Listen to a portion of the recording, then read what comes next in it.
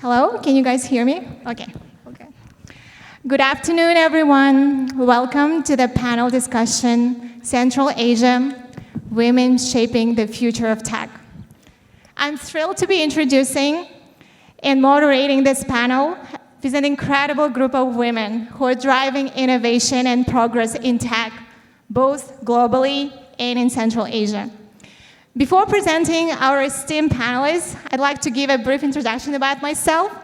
I'm Kanykei Omurzakova. I co-founded Central Asian Ladies Initiative along with Amina, Aknur, and Takjan. They're waving over here. Hi. And I'm also a master's student at Stanford Graduate School of Business and Global Automation Lead at Cisco Systems. Now let me introduce our panelists.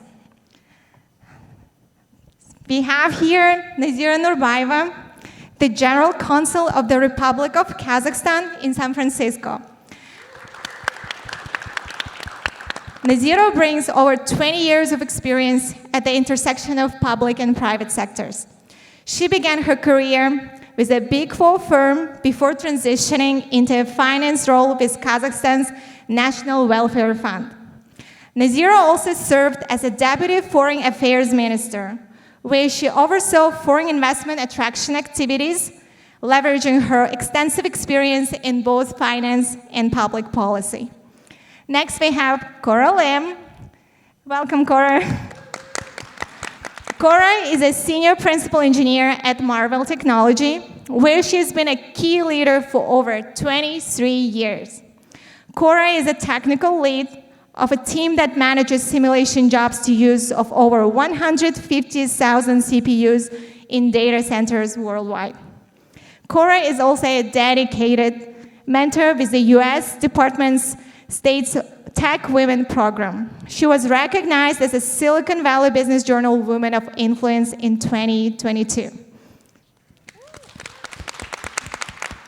Next, we have Nora Juraboeva, Director of Partnership at Grammarly, who leads initiatives to expand access to Grammarly's AI-powered writing tools for students, faculty, and administrators. She brings a wealth of experience from her previous leadership role at Coursera, where she worked closely with leading universities to enhance educational access through online learning. Nora is dedicated to democratizing education by leveraging AI. Welcome, Nora. We have Rania Helmy next. Rania is a senior advisor for strategy and partnership at the Legatum Center for Development Entrepreneurship at MIT. Rania is a seasoned communications consultant with over 2 decades of experience on strategic communication and partnerships. Her diverse career spans across the MENA region and Silicon Valley, where she's led integrated campaigns, managed large-scale projects, and co-founded a public relations consultancy. Welcome, Christy, Canida, Senior Director of Product at Alchemist Accelerator. She is a seasoned leader with a Bachelor of Science in Biotechnology from MIT. She has a strong background in academic labs and large biotech companies and played a key role in founding, growing, and successfully exiting Instructables. Instructables is an ad-supported consumer internet learning platform. Christy then spent a decade at Autodesk, leading cross-company projects in driving innovation. And now she mentors and advises startups in her current role. Welcome, Christy. Thank you, panelists, for giving your time today. We're excited to have you here. Before we jump into the questions, I wanted to share the plan. So I'll ask one question per panelist. And if you have follow-up questions or comments, please hold on to your thoughts until the very last panelist has answered their question. And before jumping to questions, we'd like to get to know our audience. I'll ask a couple of questions, and if you agree, please raise your hands. How many of you here are the founders? How many of you are here investors? And how many of you have traveled to Silicon Valley? And how many of you are locals? Thank you. Okay, now I'd like to ask a question. Nazira, thank you for joining us. How do you see a role of women in tech evolving in Central Asia? Are there any policies in place to support them? Maybe you can share your perspective from Kazakhstan's side. Hello? Sure. Thank you. Thank you, Connie. It's a great pleasure to be here, especially in this company of very powerful women leaders. And the topic we're discussing today is really, really important. And I would like to maybe start first acknowledging Asiyat Abdugaliyev and Asror's really good job that they did with organizing this historic event, I think, and really truly connecting the Central Asian countries, the Central Eurasia with the Silicon Valley. Well, lots of applause for this job. So going back to your question, we in Central Asia see tremendous shift in the role of women and the perceptions around the role of women. And well, historically, women in tech, historically, the tech was considered as a male-dominated field, and now with the time passing and with the measures, the government-supported measures, this has been changing. And as you know, this is happening not only because of equality issues and fairness. This is the issue and the matter of economic growth and innovation in our countries. And we know that globally there have been numerous researches done with respect to women and their effect on the financials of companies. And there is a proven correlation with the women on boards and women on their leadership role in the companies and the profitability of those companies in a positive way, obviously. So the Fortune 500 companies, saw that those companies that had 3 or more women in their leadership roles, they saw their return on investment increase by 66%. And International Labor Organization actually reported that those companies that are led by women are 3.5% more efficient, and they have 26% more chances of increasing their profits. So I think with this in mind, in my country, in Kazakhstan, our government is really working on reducing the gender gap, and we see a lot of measures being introduced. But to tell you the truth, I think the starting point is actually not too bad, because the statistics shows that there is no disparity right now in terms of the literacy rate, right? It's almost 100%, both for women and men. There's no disparity in terms of access to internet. 94% of both women and men have it. And which is more remarkable, actually, 54% of graduating students are female from universities. And more than 50% of all scientists in Kazakhstan are female. Right, but not, of course, not everything is so sunny. There's, of course, challenges that our region is facing. And this is, I would say, was shown in a survey which was done in March this year by UNDP and Women in Kazakhstan, which found out that majority of population in Kazakhstan actually support the traditional gender roles, and they agree that women's main duty is to take care of family. And or women's duty is to take care of family, rather. So the measures, like you said, and what has been done or is being done now in Kazakhstan to help women succeed and to empower them include government policies that were introduced and programs, national programs, to help and support both financially and by consulting through the quasi-state entities, the entrepreneurs, women entrepreneurs. And there is a national agency created under the president, and there is also just recently in September an act approved by the Prime Minister, which has 54 points in the action plan to increase the equality in the rights and opportunities for men and women, which includes more women and girls promoting, for more women and girls to be interested and to take STEM subjects, right? And which includes also including the gender subjects in the universities and many other points. Well, the results that we see are quite tangible. There is right now 31% of all IT workforce, they're female.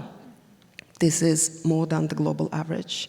And well, actually today, in the morning, our minister was presenting the Astana IT hub that we have in Kazakhstan. So 17 out of the 17% of all the residents of Astana Hub are led by women. And the one of those leaders, I can just give you a few examples, is Yana, who is the owner and CEO of a very successful startup, Citix, which she led, and she led this company to a 100 million valuation, and is now really has very good projections of becoming unicorn. And there's just recently I had the pleasure of meeting Almira, who is the owner of the company that does the 3D design, right? So these are some of the successful cases, and Almira is actually part of the group, 54 startups from Central Asia that were brought here to Silicon Valley and were admitted to the most prestigious Silicon Valley acceleration programs. And just another point to make here is that out of those 54, 13 are, again, women. I think this demonstrates that the presence of women entrepreneurs and the success of those women in Kazakhstan, we see it and it's tangible. But of course, there's yet more to do, and we've done a lot, but we should be doing more. And I'm eager to hear, of course, more from my colleagues over here, who are friends of Kazakhstan, what are the other measures that are taken throughout the globe. Thank you, Nazira, for sharing that amazing progress that's happening both in Kazakhstan and Central Asia. And I couldn't agree with you more. We see more female founders, more female in tech in other areas here in Silicon Valley. That's amazing to see. Now that we've talked about that great progress, let's switch to another topic of importance. It's mentorship. And Cora, welcome. We're very happy to have you here. And you've been with Techwomen for the past 7 years. Could you please talk about the importance of mentorship programs like Techwomen and what inspired you to become one of them? Hi, everyone. First of all, I'm very, very honored to be here at the stage, with all the wonderful women here, and of course for all the audience. And I want to first start that I have been in Marvell for 23 years, so I'm only doing the Techwomen for 7 years. But then, 23 minus 7, like 16. In fact, for the first 15 years, I was like only working in Marvell. I don't see a real, private life, business life, that's it. But I think I'm a totally different person. So when you talk about mentorship program for me is a totally life-changing, transformative experience. And I can say that for all the mentors and all the mentees, we call them emerging leader in Techwomen program, that, this is how powerful the program is. And, but first of all, let me just introduce what is Techwomen for someone that do not know. So Techwomen is a United States Department of State initiative, which every year they will bring over about 100 women emerging leaders in STEM in Africa, Middle East, and Central and South Asia. So that's including the Central Asia. And they bring them here for a 5-week mentorship program, totally paid for by the Department of State. And then when they come here, they do like 3 pillars that they are concentrate. The first one is their professional mentorship.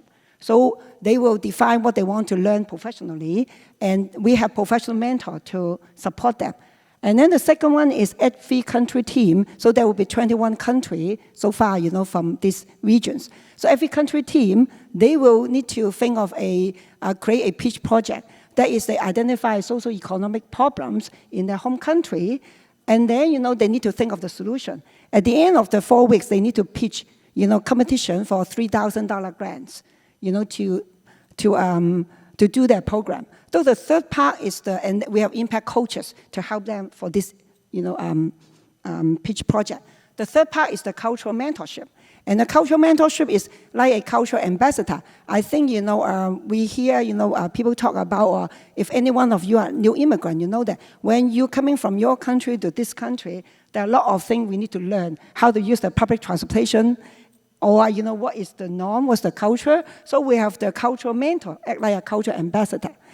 And so first of all, this is the program, but those emerging leaders, they are not intern. They are already a very successful women leaders, in their country. So they need to be professional, have their track record.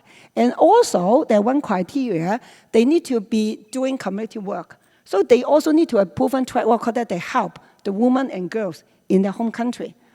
So to be honest, when I first heard about it in 2018, I remember June, I was like this, and then 1 hour later, I cannot close my mouth. I can only explain that Techwomen is my love at the first sight. So this is, well, my husband is not love at the first sight, but this is definitely, I was just thinking, oh my God, such a great program. Why I do not know about it? Because it's since 2011. But then, and then I was thinking, oops, I don't think I could be a mentor. And I work in Marvell, but I'm very specialized in one very specialized, area. And I don't think technically, no one have ever asked me since 7 years that, Cora, how to manage those CPU. So I think, I cannot help. But then, but I really want to, because I know that this country, the women rights are more underprivileged, than I born in Hong Kong, than US. I want them, when they come here, at least to have a good time. And at least I know I like to go out. At least I know, where to go to, Santa Cruz or different places. I say, okay, I will, apply for the cultural mentor if they would take me, and I would just, let them to have a good time. But I need to scratch my head. But anyway, fast forward, 1 season down, and I am so amazed of the woman that I met. The quality, and the integrity, but then their story, the pitch project member mentioned, a lot of the things that I think that is taken for granted in maybe US, and for them it's a life-threatening situation. I say, are you sure? You still have that in your country? It's not documentary. And so I'm really moved by that. And I think, it's exactly the same that, there are already a lot of improvement, on those countries. And so fast forward, basically. And then I found out that, I have been a cultural mentor, impact coach, and a professional mentor as well. So basically, for the mentorship, for me as a mentor, I learned so much. Because I want to be a mentor, in fact, I force myself to make connections. I only really active on the Facebook since 2018, before I just look at other people's Facebook. I only really active on my LinkedIn 2-3 years ago because I become a professional mentor. And my expertise is not enough. I need to, support my emerging leader. So I need to know, if they're coming, they ask if they're coming from, another track. And now I know that, it's the community, right? Even though I do not know that particular piece of information, I may be able to help them to find someone that they want to connect it to. And that is really powerful. But for me, and as I say, it forced me to learn. It forced me to improve myself. And then we have this delegation trip to program country every year. They come in fall, and then Department of State will arrange 2 countries. We go to the delegation trip. Since first year I applied, no. Second year, no. And then the third year, 2022, and I'm very successfully, I can apply, and I accepted to go to Kazakhstan. And then when I go to Kazakhstan, of course, I learn from them when they come here what's going on there. But when I go there, I am very surprised. I'm very surprised that it's how advanced Kazakhstan is. And I'm also really, surprised at that trip, I personally also go to Kyrgyzstan and Uzbekistan. And when I come back, I become a Central Asia fan, if you can tell.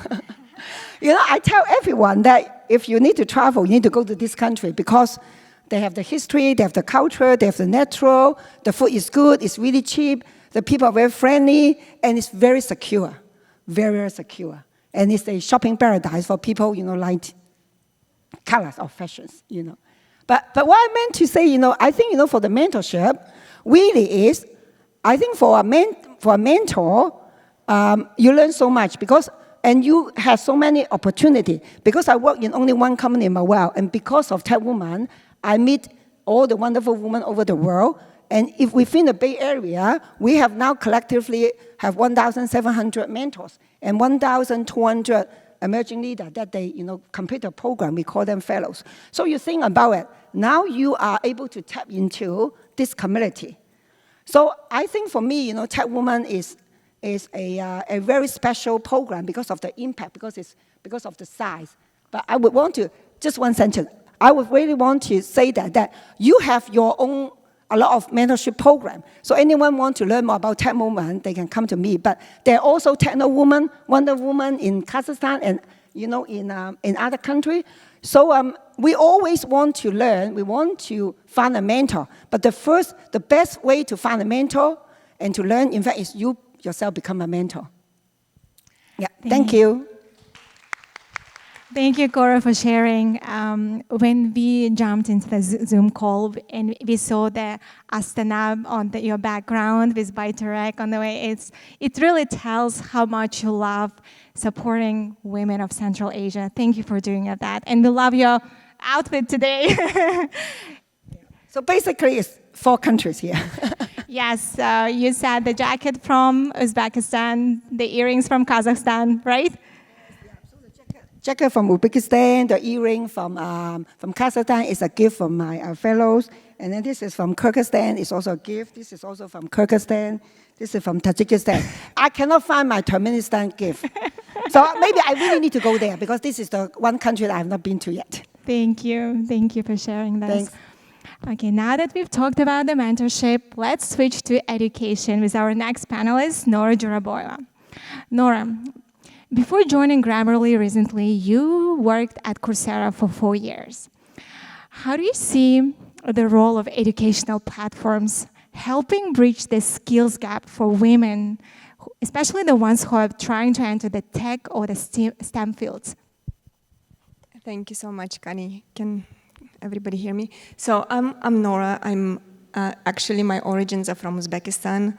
And, I'm kind of very proud that my sort of full career, I've been in mission-oriented sort of a journey, working for different mission-oriented organizations. And I've been through the stages where sort of looking at the future, education was so important growing up, and looking at sort of a successful people and thinking about what is it that we want to achieve in life, right? So education, just going to the university, graduating, going to do masters was always out there, kind of a target. And so I'm actually pretty lucky to be part of Coursera for the last few years, where I got to work with universities around the world, like Middle East, Eastern Europe, Europe actually in general, as well as Central Asia, and later also US, just to see where education is, how it's supporting young people, and seeing all the differences, right? When we were growing up, there was no online education. I was introduced to internet when actually in college, when I came to study in the US. And so today I feel like there is so much opportunity which needs to be really harnessed, especially by a lot of women as well. And I think platforms, Coursera is not the only platform, but I'm so loyal to Coursera. It's the largest platform out there internationally. It sort of removes the boundary from learning today, and there's so many opportunities that everybody can access learning from top institutions of the world. Coursera partners intentionally with top select brands globally so that it can deliver this top-notch education, because not everybody can come to a Stanford classroom. Not everybody can come to Ann Arbor to listen to the most prominent professor and learn from the professor. But with Coursera, it allows to deliver that education, to deliver the key messages, to bring that to your screen. And I think it sort of provides that massive opportunity in an affordable way, in a very scalable way, to very remote places of the world. And I think it's just an opportunity that we're talking about women, especially women, need to be embracing, because most of the time, women are the ones who kind of are sidelined from educational opportunities. So I think that's about Coursera, and it's not just about like learning, it's not about having access to it, but it's also awareness, like to what extent people are aware that there are platforms that you can learn for free. A lot of the content out there is accessible and affordable. I think there is sort of a societal role that needs to come in play around sort of increasing the awareness in terms of where learning can happen, what kind of roles or skills you can be getting, what kind of skills are needed today in the market. We are talking about local skills that are in demand. We are talking about looking globally at what skills are sort of on the rise. And in Coursera, we kind of used to look a lot at World Economic Forum outlook, right? What are the skills today that globally are so in demand? And you would see a lot of cognitive skills, you would see like soft skills, and you would see technological literacy probably coming number 6. But if you fast forward and look at the predictions, what kind of skills are going to be most in demand by 2027, you will see a lot of technological STEM skills appearing on the same list. And it's like technological literacy, it's AI, it's machine learning, and then new skills come like customer service and all of that sort of orientation. So just to kind of, I think the key message here is that for many women out there, there is so much learning. There is a lot of abundance of information. The learning is available. And just thinking through in terms of like who I want to be in this life, right? What career do I want to build? And there's so many opportunities. We talked about Gen AI a lot. And there is just no way that anybody can be kind of growing without technology. So everybody needs to learn the technology because it's going to be there in every sector, in every job very soon. And this is just probably like a call for action, maybe just kind of awareness spreading that it's coming and technology is going to be important. So STEM subjects overall are on the rise. Thank you. Thank you, Nora, for sharing those insights. Now we'd like to shift gears a little and turn to women who are at the forefront, helping women entrepreneurs build their ventures and raise capital. So I'd like to ask a question. Rania, so in your work at the Legatum Center, you help women entrepreneurs, especially the ones in developing countries. Could you please tell about some of the programs of Legatum that helps to support those women? And are there any success stories you'd like to share with us today? Yeah, with absolute pleasure. Again, I just want to start by saying thank you for having me here. It's a real honor to speak on a panel with such remarkable and accomplished women. Just to give people some context and background, because I don't think many of you know what we do at the Legatum Center. We're a center based in the Sloan School of Management at MIT. We were founded over 15 years ago on the belief that entrepreneurs and their innovation-driven ventures are key to advancing sustainable and inclusive prosperity in emerging markets. We really believe that a bottom-up approach to development is what will actually get these emerging economies to a stage of economic development and prosperity that we all hope for. So with that end in mind, we offer fellowships and boot camps. We make MIT resources and research available to emerging and established entrepreneurs in these markets in order to help them develop their innovation-driven ventures that they can then use to solve the most pressing challenges and problems of our time at scale.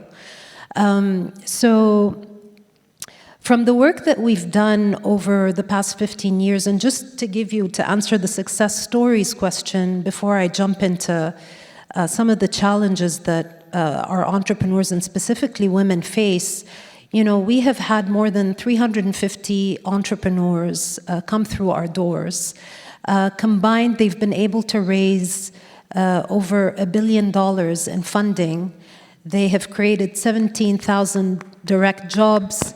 They serve 17 million customers across emerging markets, about 170 countries to be more specific. So we've had some incredible stories, that the marketing communications team at the Legatum Center is working day and night to amplify and to really talk about in order to give these entrepreneurs the visibility that they deserve. So from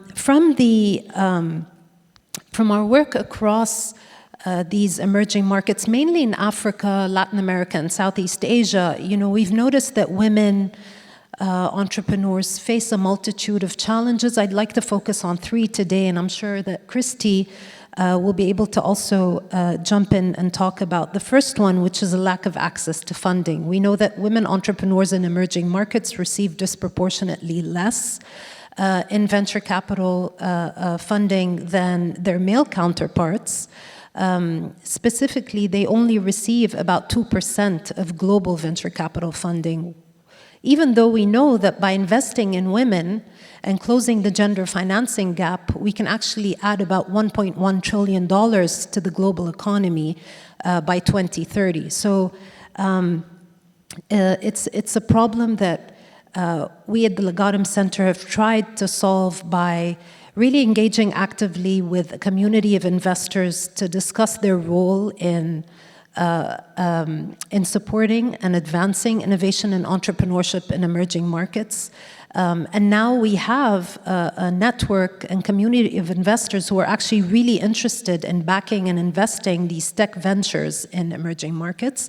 And our fellows, specifically women, have access to these investors now, and they also value women-led enterprises and ventures. And so it's really great to build these kinds of relationships and connections as a way for women to overcome that barrier. The second challenge, I would say, is access to mentors and role models.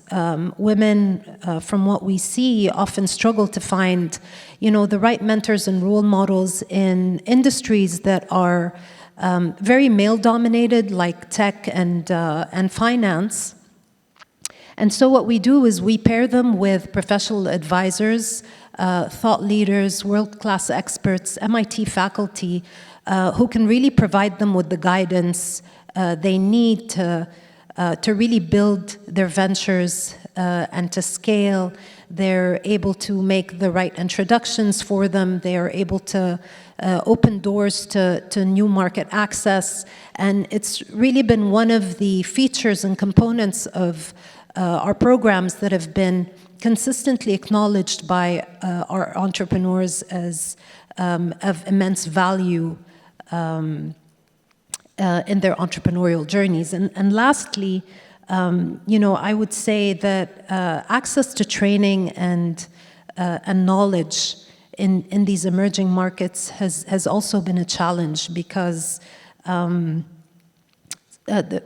quality of education and also the access to specialized training in areas like business and management and entrepreneurship still needs a lot of work. And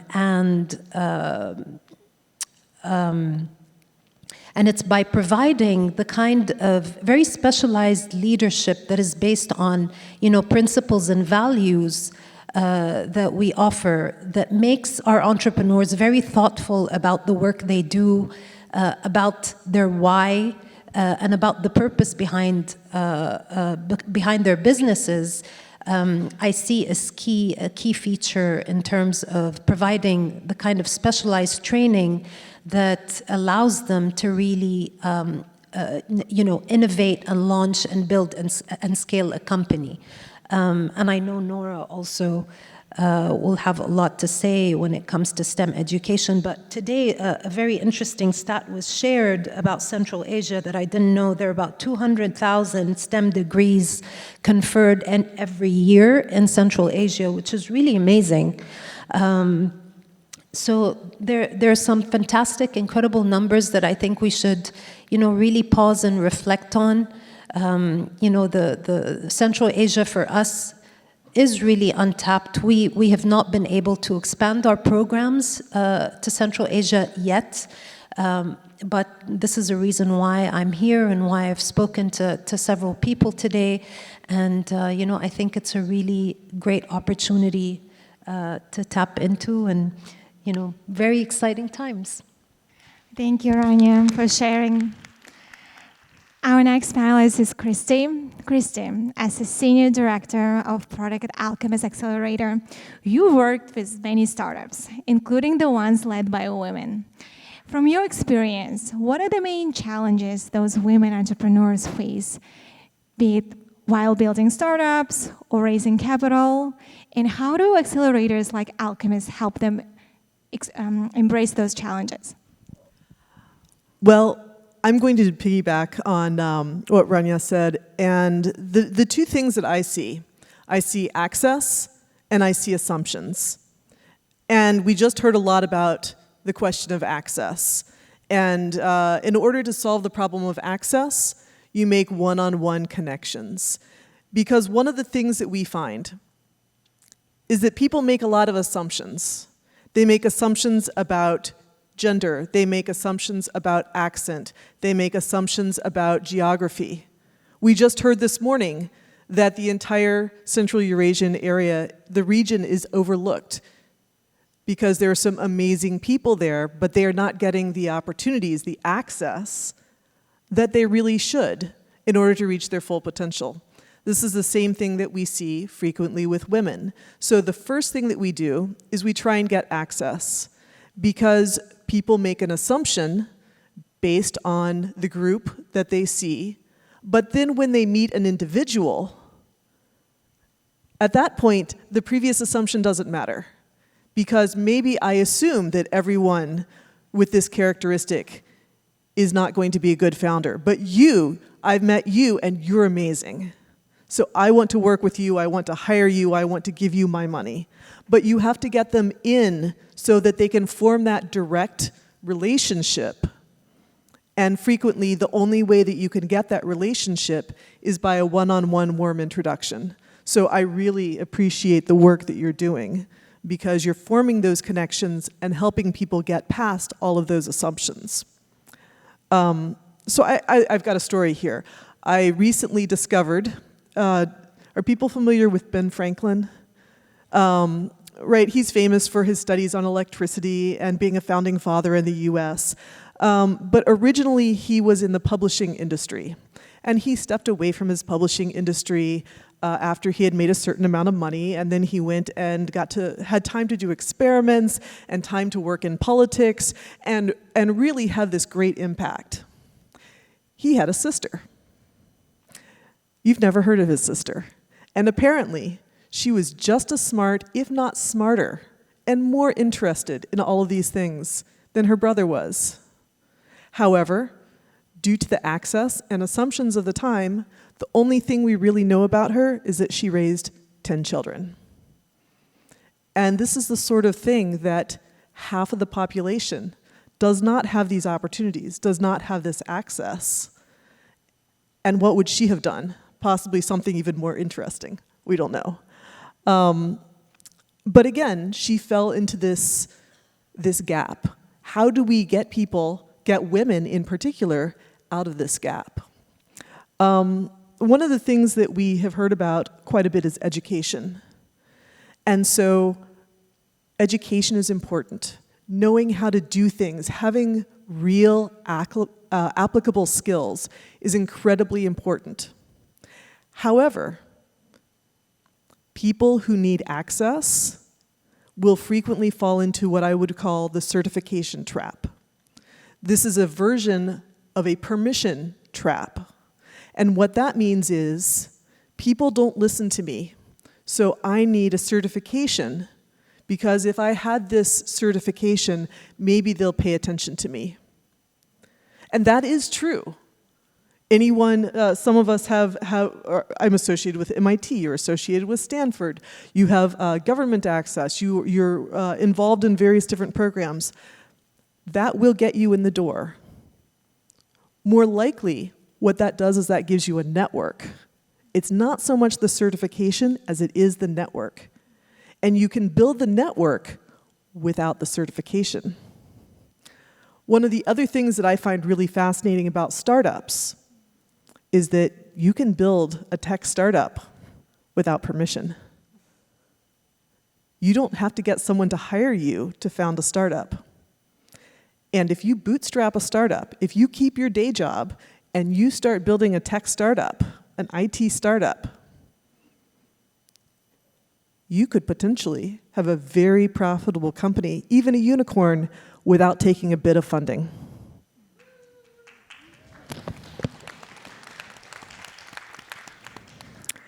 And so one of the things that I try and tell people is make things successful so you don't have to ask anyone for permission, you don't have to ask anyone for help.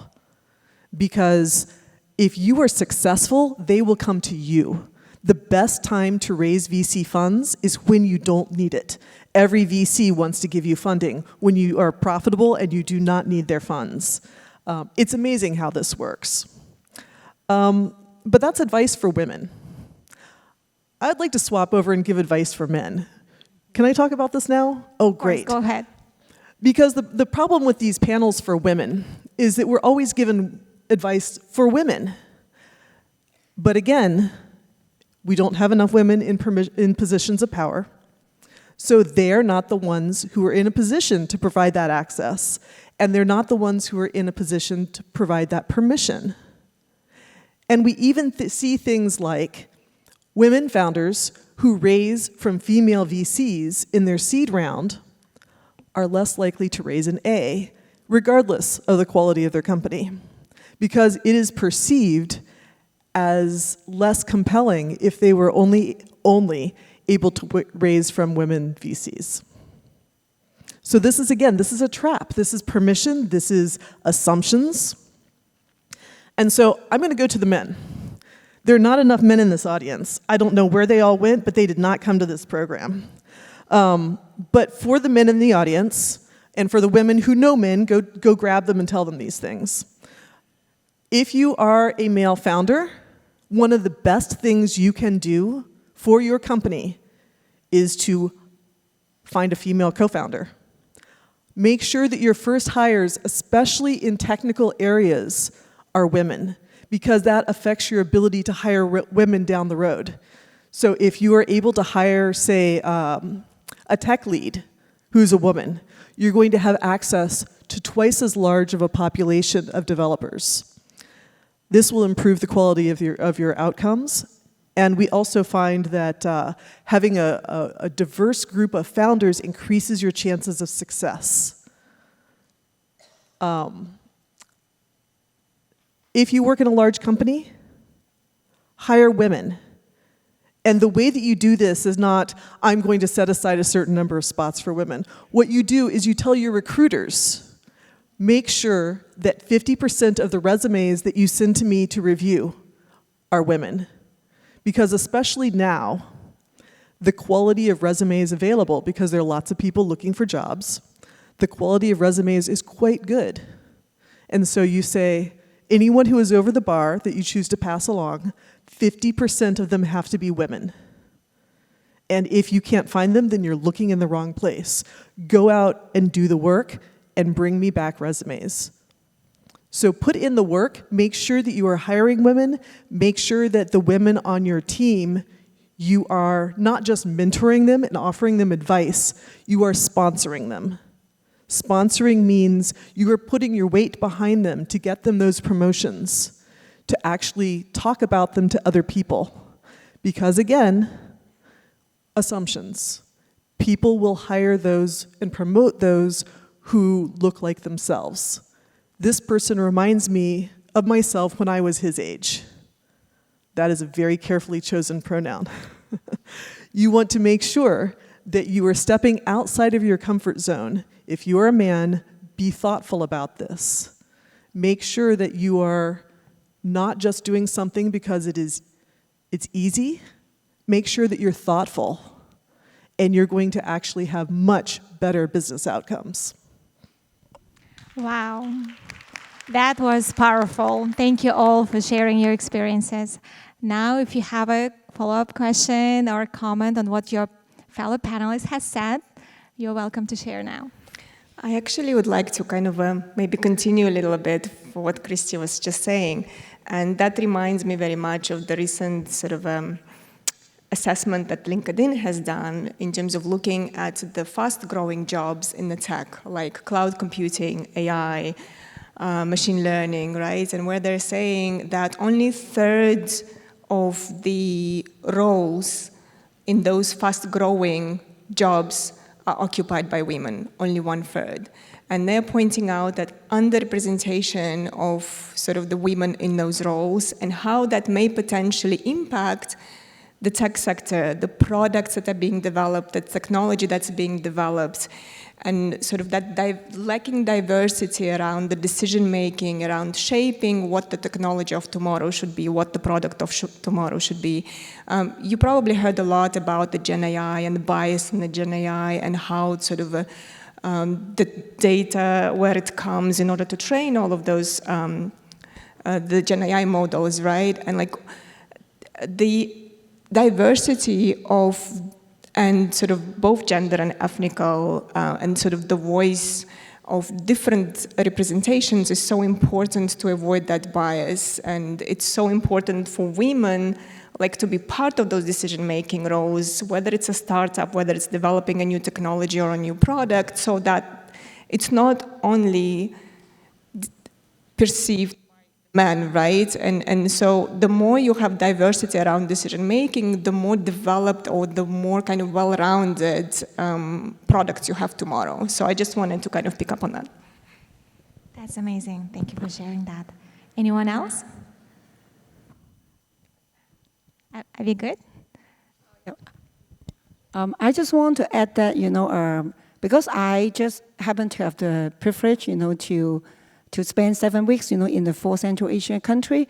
And I want to say that basically, at my first instance, the women in Central Asia country are underprivileged, but in fact, they are doing statistic-wise, seems to be doing better, than other world. You have more women entrepreneurs in the high-tech company, you have more percentage of women. I'm coming from semiconductor company, and we have very, very few women on the executive team, and if they are marketing and HR, and not the technical one. Yeah, but I still want to say that I mean, although you are leading it, but I would see that the women in your in the Central Asia country still need a lot of help, because basically is I compare because we have the emerging leader from 3 different continents, right? Middle East, Africa, and Central Asia. And I want to say that I can observe that the Central Asia women are more considerate. To be honest, I mean generally speaking, okay.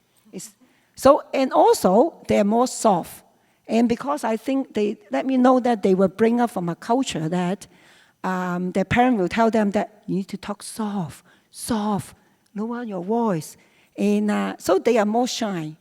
And I mean it across every of our mentee that they lack the confidence. I mean they have the confidence, they're already going out to do great works. But I think basically, it seems to me that the final push need to be from the people around them, that they get the final push. They need the men around them to help them, to support them. Their father need to support them. Their husband need to support them. And also, the final push from, to know that, I mean, the hard skill set is learning the Coursera. There are a lot of hard skill set. But what I also want to mention is the soft skill set that, is very, very important, for them, to make the leap. And I really want to see that, that the Central Asia women are leading other area of women that, look, they can do it, and we can do it.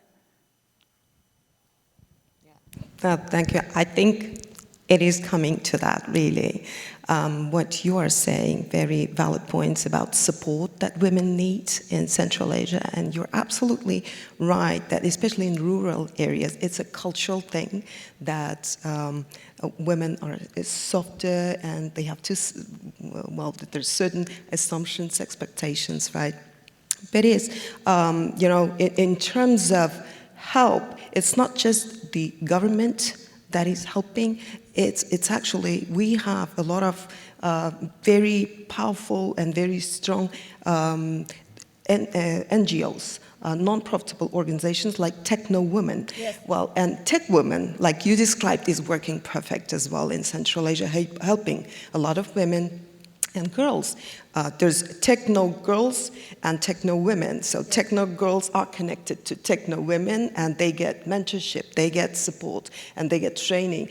They are provided with educational programs and have a lot of opportunities to speak with their peers, right? And this help, especially for girls in rural places, right, who have not seen more or much, right, with our access, full access to internet, well, how much we can achieve and do a lot of changes with education that we can get, right, online, and with the getting and connecting to the right mentors and the right program, that is absolutely possible.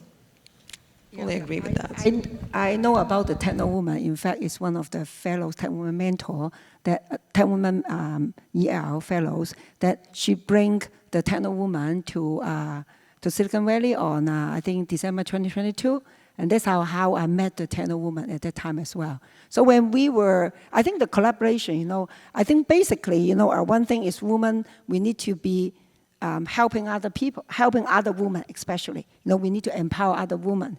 And we need to rise together. Couldn't agree more on that. Thank you.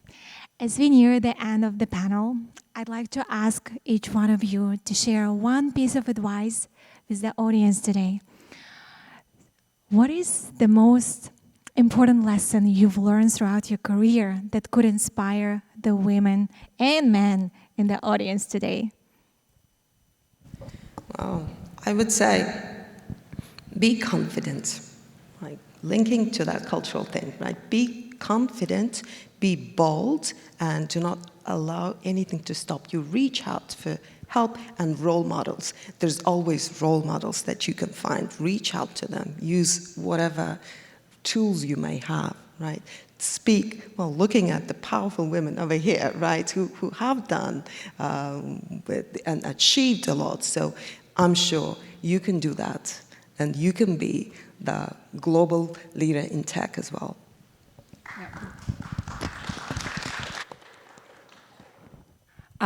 In fact, I want to say, the advice, to the people, in fact, is Cora. I mean, not this Cora. Huh? The Cora means, I was looking at Cora for me, it means, if you find something you're crazy about, you find your confidence. And, but you need a community if you want to success, and you need your confidence. And the other thing is that, I think is, if you look at the opportunity, don't just think, just grab it. This is one big thing I learned about is men just act on a lot of the impulse. Women just think too much. Can I do that? Can I do that? Just like, can I be a mentor? In fact, yes, I can't. We have a lot more to offer that we do not know. So it is you need to think outside the box, but you need to be open-minded, see opportunity, grab it. And then I think we need to be resilient, and also it's your reach. Just like, Christy said that, it's whether you have the asset, you have the network. That is very important. And another thing is that I think we need to be authentic. And we need to remember, we need to know ourselves. What is our strength and what's our weakness? It's okay, we all have our weaknesses. Like my English is a little bit not very good, you can tell. It's great. But still, I talk, I'm sorry, because I want to express myself. So, I've been authentic. And we need to add on that, AI now. So, CORA, Cora. Thank you. And I think from me, really today, there are no limits that you can achieve.